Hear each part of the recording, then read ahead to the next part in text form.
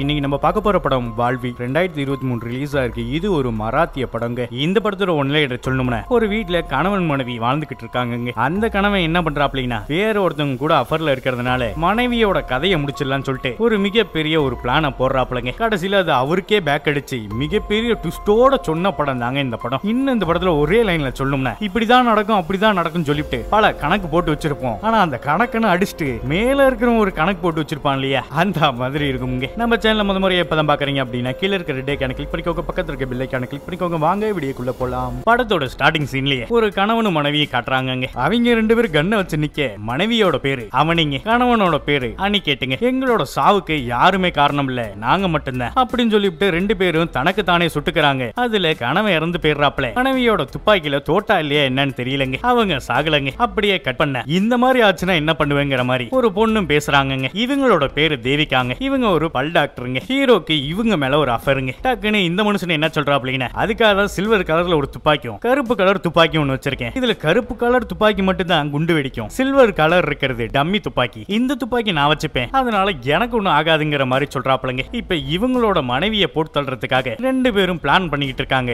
இந்த ஸ்டார்டிங்கா ஒரு சீன் வந்துச்சு இல்லையா, அது எல்லாமே தேவிகா நினைச்சதுதான் விஷுவலா நமக்கு காட்டியிருக்காங்க. மேற்கொண்டு தேவிகாவும் என்ன சொல்றாங்கன்னா, நீங்க ரெண்டு பேரும் சூசைட் லெட்டர் எழுதிருங்க, உன் மனைவியோட சூசைட் லெட்டர் அங்கேயே இருக்கட்டும், உன்னோடது நீ அங்கேயே மின்னு சாப்பிடணும். இந்த மனுஷன் ஆமா இல்ல நான் மறந்துட்டேங்கிற மாதிரி சொல்ல, இததான் மறந்தே, கன்னுல சைலன்சர் போடுறதுக்கு மறந்துடாத, அப்படி இல்லன்னா இந்த பிளான ஒத்தி வச்சிடலாமான்னு கேட்க, அந்த மனுஷன் ஐயோ அதுதான் வேணாம, இந்த ஒரு விஷயத்துக்காக நான் பட்ட பாடு எனக்கு தான் தெரியும், அவளுக்கு ஏற்கனவே கொஞ்சம் மனநல சரியில்லாம இருக்கு, அதனாலேயே நீ சைக்காலஜிஸ்ட் டாக்டரை போய் பாரு, அப்படி இப்படின்னு ஏதோ ஒரு கதையை சொல்லி வச்சிருக்கேன். இது மட்டும் இல்லாம என்னோட கம்பெனி பணம் கொடுக்க முடியாம திவால் ஆயிடுச்சு, போதா குறைக்கு வெளியில வாங்கின கடங்காரன் எல்லாம் துரத்த ஆரம்பிச்சிட்டேன், அதனாலதான் இந்த உலகத்தை விட்டே நம்ம போயிடலாங்கிற மாதிரி சொல்லி முடிவு எடுக்க வச்சிருக்காம அப்படிங்கிற மாதிரி அவர் சொல்ல, தேவிகாவும் என்ன சொல்றாங்கன்னா, அப்ப முதல்ல இருந்து நம்ம பிளானை எப்படி எக்ஸிக்யூட் பண்ண போறோம்னு சொல்லி பாத்துக்கலாம், அப்ப கொஞ்சம் தெளிவு கிடைக்குங்கிற மாதிரி நோட்ல என்ன எழுதி வச்சிருப்பாங்க போலங்க. இத பார்க்கும்போது எனக்கே சிரிப்பு அடக்க முடியலங்க. இவங்களும் சொல்ல ஆரம்பிக்கிறாங்க, இன்னைக்கு ஒரு 8:30-9 மணிக்குள்ள எங்களோட ஹாஸ்பிட்டல்ல பல்லுல ப்ராப்ளம் சொல்லிட்டு நாளைக்கு என்னைய பாக்குறதுக்காக இன்னைக்கு அப்பாயின்மெண்ட் வாங்கி வச்சிருங்க. அதுக்கப்புறமா காலையில ஏஞ்சி உங்களோட மனைவி கிட்ட சொல்லிட்டு கார்ல டிரைவரை வச்சுக்கிட்டு தான் எங்க இருந்தாலும் போகணும். அதுக்கப்புறம் நீங்க போற இடம் போலீஸ் ஸ்டேஷனா தான் இருக்கணும். அங்க போய் என் துப்பாக்கியை காணும்னு சொல்லிட்டு ஒரு கம்ப்ளைண்ட் கொடுத்துட்டு அதுக்கப்புறம் ஆபீஸ் போயிட்டு உங்க வேலையை நீங்க பாத்துக்கிட்டு இருக்கீங்க.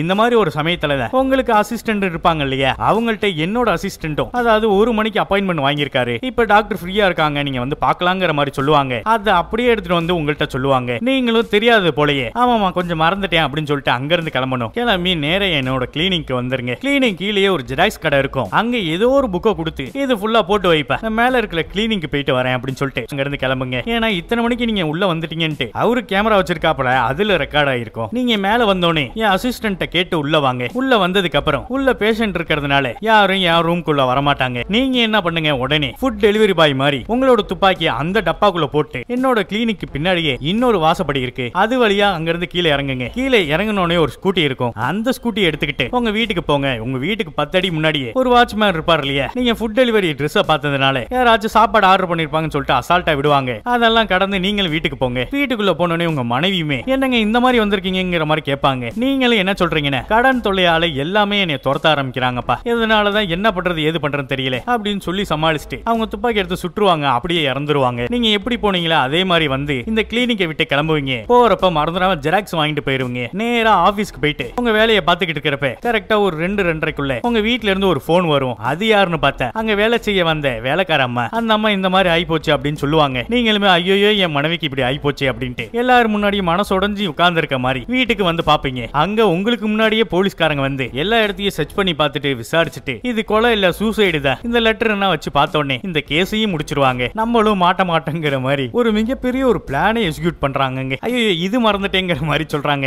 இந்த விஷயங்கள் நடக்கிறது எல்லாமே ஒரு 1 மணில இருந்து 2 மணி வரைக்கும் தான், அதுக்குள்ள எல்லாத்தையும் முடிச்சிடணுங்கிற மாதிரி கம்ப்ளீட்டா பேசி முடிக்கிறாங்க. இதே சமயத்துல ஒரு கால் வருது. அது யாரு எவருன்னு பார்த்தா வீட்டை ரெனோவேஷன் ஒர்க்குக்காக போன் பண்ணி சொல்லிருக்காப்ல, அந்த நபர் தாங்க இங்க போன் பண்றாப்ல. ஏன்னா இவங்க 2 பேர் வாழ்றதுக்காக இந்த ஒரு விஷயம்னா பண்றாங்க.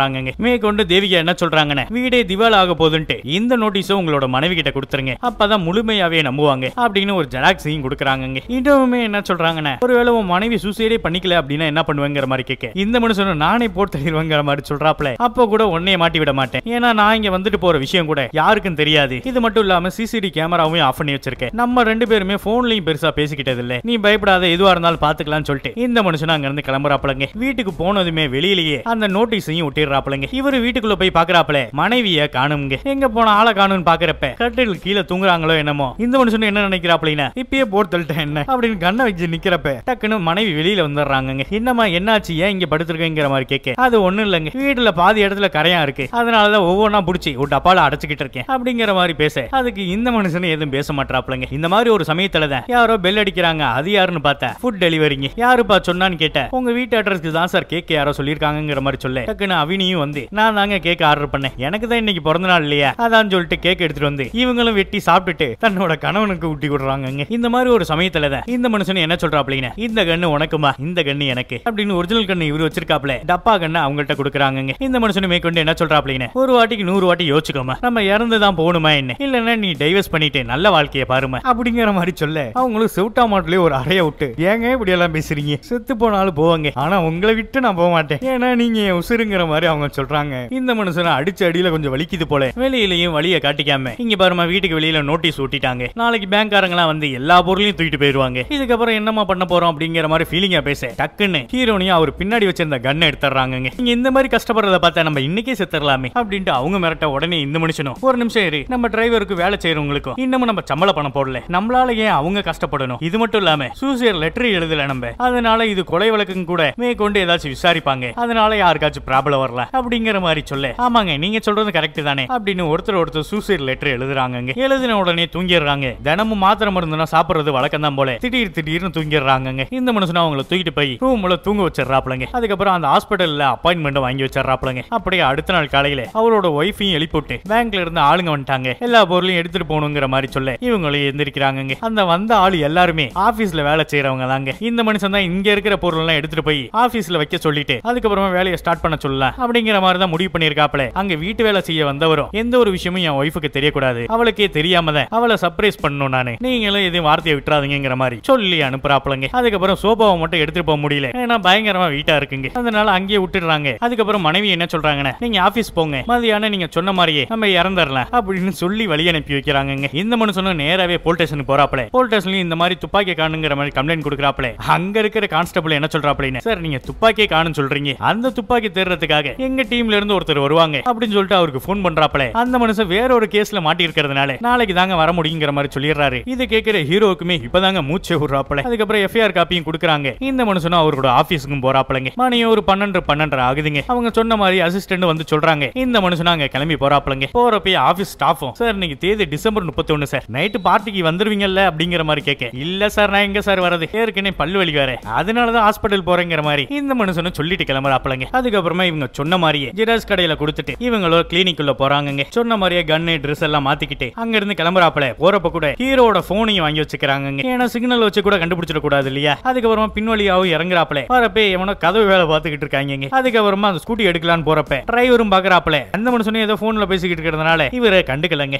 நம்பர் பிளேட் தெரிஞ்சிடக்கூடாதுன்ட்டு அந்த இடத்துல மந்திரிச்சு கட்டின மாதிரி ஒரு மஞ்ச துணிங்க. இந்த மனுஷனும் பார்த்துட்டு என்னோட பெரிய கில்லாடியா இருப்பா போலயே அப்படின்ட்டு வண்டியை எடுத்துட்டு கிளம்புறாப்லங்க. நினைச்ச மாதிரியே வீட்டுக்கும் போறாப்ல. பெல் அடிச்சு பார்த்தா ஒய்ஃப் யாரும் வரலங்க. டக்குன்னு இந்த மனுஷனே சாவி போட்டு உள்ள போயிடுறாப்ல. அவங்கள பார்த்தா மாத்திரை போட்டு தூங்கிட்டு இருக்காங்க போல. இதுதான் சரியான டைம் சொல்லிட்டு அவங்க கையை பிடிச்சி கண்ணாட்டி சுட்டுறாப்லங்க. கொஞ்சம் பிளட் லீக் ஆக இந்த மனுஷனுக்கு வாமிட் வர மாதிரி ஆயிடுதுங்க. பாத்ரூம் போலான்னு போறாப்ல. அந்த சமயமா மனைவியோட போனுக்கு யாரோ போன் பண்றாங்க. யாரு எவருன்னு பார்த்தா இந்த சைக்காட்டிஸ்ட் டாக்டர் சொல்லி இருந்தோம் இல்லையா அந்த மனுஷங்க. நம்மளுக்கு டைம் ஆச்சு, இதுக்கப்புறம் டைம் யூஸ் பண்ண கூடாதுன்ட்டு இவங்க கைப்படைய எழுதின அந்த சூசைட் லெட்டரையும் பக்கத்திலேயே வச்சிடறாப்லங்க. அந்த வீட்டை சுத்தி கரையான் தொல்லை நிறைய இருக்கிறதுனால இந்த மருந்து நான் போடுவோம் இல்லையா, அந்த மருந்தையும் அந்த பேப்பரை சுத்தி போட்டுட்டு இவங்க தான் போட்ட மாதிரி அந்த மருந்து கையில தேய்ச்சி வச்சுட்டு அந்த ஸ்பாட்டை விட்டு கிளம்புறாப்லங்க. அப்படி போறப்பதான் இந்த ஏரியாவுக்கு வெளியில ஒரு செக்யூரிட்டி இருப்பாருலங்க. அந்த மனுஷன் பாத்துறாப்லங்க. தம்பி ஒரு நிமிஷம் அப்படிங்கிற மாதிரி கேட்க நம்ம ஹீரோ ஆளை விட்டா போதுடா ஜாமிங்கிற அளவுக்கு அந்த மனுஷன் எப்படி அங்கிருந்து தப்பிச்சிடறாப்லங்க. இதுதான் அப்படி இருக்குன்னு சொல்லிட்டு ஹாஸ்பிட்டல் கிட்ட போறாப்ல. இந்த சமயம் வந்து இவரோட டிரைவரும் சார் ஏதாவது தீப்பிடி ஏதாவது வச்சிருக்கீங்களா அப்படிங்கிற மாதிரி கேட்க இந்த மனுஷன் ஆக்ஷன்ல இல்லங்கிற மாதிரி சொல்லிடுறாப்ல. இவரு அங்கிருந்து கிளம்ப திருப்பி டிரைவர் கூப்பிடுறாப்லங்க. ஒருவேளை கண்டுபிடிச்சிட்டாரோங்கிற மாதிரி திரும்ப என்ன சார் சாவியை விட்டு போறீங்க, வண்டி பத்திரங்கிற மாதிரி சாவியை கொடுத்து அனுப்புறாப்லங்க. அதே சமயத்துல கிளினிக் உள்ளேயும் சின்ன சலசலப்பு ஏற்பட்டுறதுங்க. என்ன ஏதுன்னு பார்த்தா ஒருத்தவங்களோட மாமியாரு ஏதோ வாயில அடிபட்டு ரத்தம் வருதுங்க. பல்லுல பிரச்சனை என்ன ஏதுன்னு தெரியல. அந்த அம்மா கத்திய கூப்பாடு போட தேவிக்காவும் வேற வழி இல்லாம வெளியில வர வேண்டியதா போயிடுதுங்க. என்னங்க உள்ள பேஷண்ட் இருக்காங்க, நீங்க வெளியில இப்படி கத்திக்கிட்டு இருக்கீங்கிற மாதிரி இவங்க கேட்க நடந்த இதெல்லாம் சொல்ல வெளியிலேயே அவங்களுக்கு ட்ரீட்மெண்ட் பாக்குறாங்க. இதே சமயத்துல ஹீரோவும் பின்வாசல்ல வராப்ல. இவரு கதவை தட்டி தட்டி பாக்குறாப்ல. யாரு வரலங்க. என்ன ஆச்சுங்கிற மாதிரி லைட்டா அங்கிட்டு போய் பாக்குறாப்ல. இவங்க ட்ரீட்மெண்ட் பண்ணிக்கிட்டு இருக்கிறது தெரிய வருதுங்க. இந்த மனுஷனும் எதுவும் தெரியாத போல போல அங்க நின்னுறாப்பல ஹீரோனியும் உள்ள வந்து கதவை திறந்து விடுறாங்க. அப்புறம் எப்போதும் போலயே ட்ரெஸ் எல்லாம் மாத்திக்கிட்டு ஜெராக்ஸ் கடையிலையும் கொடுத்ததை வாங்கிட்டு இந்த மனுஷனும் ஆபீஸ் போறாப்லங்க. அங்கேயும் மணி 2:30 மேல ஆயிடுதுங்க. வேலைக்கார அம்மாவும் 2 மணிக்கு வரணும், மணி இப்ப பார்த்தா 2:30. அதனால இந்த மனுஷனே வீட்டுக்கு கிளம்பிடுறாப்லங்க. வீட்டுக்கு வந்தோடனே டிரைவரும் இவரோட பேக் எடுத்துட்டு உள்ள போய் வைக்கிறது வழக்கம் தான் போலங்க. அப்படி வாங்கிக்கிட்டு 2 பேர் போக டக்குன்னு ஹீரோ என்ன சொல்றாப்லின்னா, ஐயோ என் போனை கார்ல வச்சுட்டு வந்துட்டேன் போலப்பா, நீ வீட்டுக்குள்ள போயிட்டு என் டேபிள்ட்ட ஒரு ஃபைல் இருக்கும் அதை எடுத்துட்டு வா அப்படின்னு சொல்லிட்டு இந்த மனுஷனை உள்ள அனுப்புறாப்ல. அந்த மனுஷனும் உள்ள போனவரு பயங்கரமா கத்துறாப்லங்க. என்ன ஆச்சுங்கிற மாதிரி இவரு அடிச்சுக்கிட்டு வராப்ல. ஒண்ணு இல்ல சார், இந்த பக்கத்து கருப்பாம்பூச்சி இருந்துச்சு, இப்பதான் விரட்டி விட்டேன், நீங்க கேட்ட ஃபைலே அங்க இல்ல சார், நீங்க வேணா பாருங்க அப்படிங்கிற மாதிரி சொல்ல இந்த மனுஷன் வந்து பாக்குறாப்ல. இவருக்கு மிகப்பெரிய அதிர்ச்சிங்க. ஃபைல் போன போது இங்க இருந்து டெட் பாடி எங்கடாங்கிற அளவுக்கு அந்த மனுஷன் மனசாட்சியே கேட்கிற அளவுக்கு இருக்குங்க. உடனே டிரைவரையும் அனுப்பி விட்டு கதவை லாக் பண்ணிட்டு டெட் பாடி எங்கடா இங்க காணும்ட்டு எல்லா இடத்துலயும் அலசுறாப்லங்க. ஒரு இடத்துல கூட அவங்களோட டெட் பாடி கிடைக்கல. உடனே இந்த ஒரு விஷயத்தையும் தேவிகாட்ட சொல்றாப்லங்க. அதுக்கப்புறமா வேலை செய்யற அம்மா கிட்டையும் இன்னைக்கு வீட்டுக்கு வந்தீங்களாமாங்கிற மாதிரி கேக்குறாப்ல. இல்ல சார் வீட்டுக்கு வந்தேன், நீங்க கொடுத்த சாவி கதவை ஓபன் பண்ண முடியல, நானும் கொஞ்ச நேரம் உட்கார்ந்து பார்த்துட்டு அங்க இருந்து கிளம்பிட்டேன் அப்படிங்கிற மாதிரி அவங்க சொல்லிட்டு வைக்க இதே நிமிஷம் தேவிகாவும் உள்ள வராங்க. இந்த மனுஷன் நடந்ததெல்லாம் சொல்றாப்ல. அது எப்படி நீங்க வரப்போ மட்டும் கதை ஓபன் ஆச்சு, அவங்களுக்கு அதே சாவி தானே, இது எனக்கு எதுவும் சரியா படலங்கிற மாதிரி சொல்லிக்கிட்டு இருக்க இந்த மாதிரி ஒரு சமயத்துல ஒரு போன் கால் வருதுங்க. அதுவும் இவரோட மனைவியோட போன்ல இருந்தீங்க. இவங்களுக்கு தூக்கி வாரி போடுது. அங்கிட்டு பேசுற நபர் என்ன சொல்றாப்லின்னு, நீங்க என்னென்ன பண்ணிட்டு இருக்கீங்கன்னு எல்லாமே எனக்கு தெரியும், ஒழுங்கா இந்த இடத்துல வந்துருங்க, மீறி பண்ணணும்னு நினைச்சீங்கன்னா எல்லாமே போலீஸ் ஸ்டேஷனுக்கு போய் சேர்ந்துரும் அப்படின்னு பயங்கரமா பேச இவங்களுக்கு வேற வழி தெரியாம அந்த நபர் சொன்ன இடத்துக்கே போறாங்க. அங்க போய் பார்த்தா அது வேற யாரும் இல்லைங்க, அந்த மனுஷரும் ஒரு டாக்டருங்க. ஹீரோனி கொஞ்சம் மன ரீதியா கொஞ்சம் பாதிக்கப்பட்டிருக்காங்க இல்லையா, அவங்கள ட்ரீட் பண்ற ஒரு ஆளுங்க. இந்த மனுஷனும் சேர திருப்புறாப்ல. அங்க உட்கார்ந்து இருக்கிறது யாருன்னு பார்த்தா நம்ம ஹீரோனி தாங்க. இந்த டாக்டருமே ரத்தம் வெளியில தெரியக்கூடாதுன்ட்டு அவங்களோட ஷாலை வச்சே மறைச்சிருக்காப்ல. இத பார்த்த நம்ம ஹீரோவுமே என்ன மனைவி என்ன பண்ணீங்க, என்னோட மனைவி உயிரோட இருக்காளா இல்லையா அப்படிங்கிற மாதிரி இவரு பக்கம் திருப்பி விட பாக்குறாப்லங்க. இந்த ஒரு விஷயத்தை டாக்டர் புரிஞ்சுக்கிட்டு நீங்க என்ன காரணம் காட்டாதீங்க, அவங்கள ட்ரீட் பண்றதுக்காக தான் நான் வந்தேன். ஒரு கட்டத்துல அவங்களுக்கு என்னை பிடிச்சதால நாங்க 2 பேரும் அஃபர்ல இருந்தோம். ஒரு கட்டத்துல அவங்களுமே கர்ப்பம் ஆயிட்டாங்க. எனக்கு எந்த ஒரு விஷயமும் பிடிக்கல, எவ்வளவு சொல்லி பார்த்தேன் அப்படிங்கிற மாதிரி சொல்ல தேவிகாவும் எல்லாத்துக்கும் நீங்க தான் காரணம் அப்ப அப்படிங்கிற மாதிரி சொல்ல இருங்க மேடம் என்னை சொல்ல விடுங்க, அவளும் இன்னைக்கு தான் காலையில கால் பண்ணி இந்த மாதிரி கர்ப்பமா இருக்கேங்கிற மாதிரி சொன்ன இந்த ஒரு விஷயம் வெளியில தெரிஞ்சா மிகப்பெரிய பிரச்சனை ஆயிரும் எனக்கு. அதனாலதான் எப்போதும் கொடுக்குற மாத்திரையை விட இன்னும் சில மாத்திரைகளை வேணும்னே கொடுத்து விட்டேன், அதுலயே அவங்க இறந்துட்டாங்க. இந்த மாதிரி ஒரு சமயத்துலதான் அந்த இடத்துக்கு இந்த மனுஷன் வந்தாப்ல. நான் பாத்ரூம் கிட்டே ஒளிஞ்சுக்கிட்டேன். இந்த மனுஷன் வந்ததாலதான் நான் அவனுக்கே போன் பண்ணேன். அதுக்கப்புறம் எல்லா வேலையும் முடிச்சுட்டு அவரு கிளம்பிட்டாரு அப்படிங்கிற மாதிரி சொல்ல தேவிகாவை அப்புறம் எதுக்கியா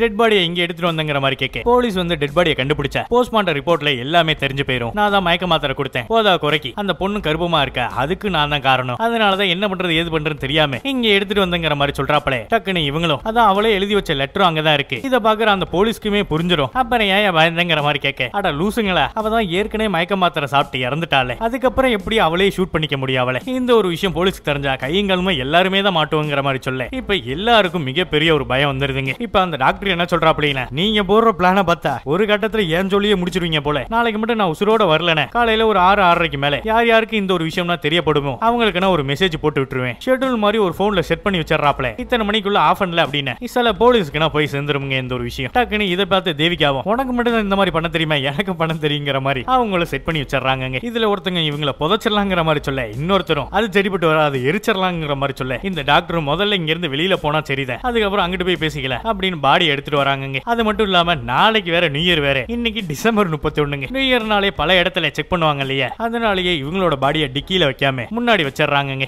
ராஜா அப்படி செக் பண்ணா கூட லைட்டா கொஞ்சம் மப்புல இருக்காங்க அப்படின்னு சொல்லி சமாளிச்சிடலான்ட்டு முடிவு பண்ணி பாடியை முன்னாடி வைக்கிறாங்க. அதுக்கப்புறம் அந்த மண்ணு தோண்டன மண்வெட்டினா வேணும் இல்லையா, அது பெட்ரோல் கிட்ரோல் எல்லாத்தையும் எடுத்து வச்சிடறாப்லங்க. இது மட்டும் இல்லாம போற வழியில கொஞ்சம் பெட்ரோலும் அடிச்சுக்கிறாங்க. அந்த சமயமா நம்ம டாக்டர் ஏதோ டிராவல் டூருக்கு போற மாதிரி மனுஷன் அந்த கடையில இருக்கிற ஸ்நாக்ஸ் எல்லாம் வாங்கிட்டு வந்துடுறாப்லங்க. டிராவல்ல போய்கிட்டு இருக்கிறப்பே ஸ்நாக்ஸ் எல்லாம் அடிச்சு கிடிச்சு லாக் அவுட் பண்றாப்லங்க. எதுக்கு வந்தோம்னு மறந்துட்டு அவங்க வேலையை பாக்குறாங்க.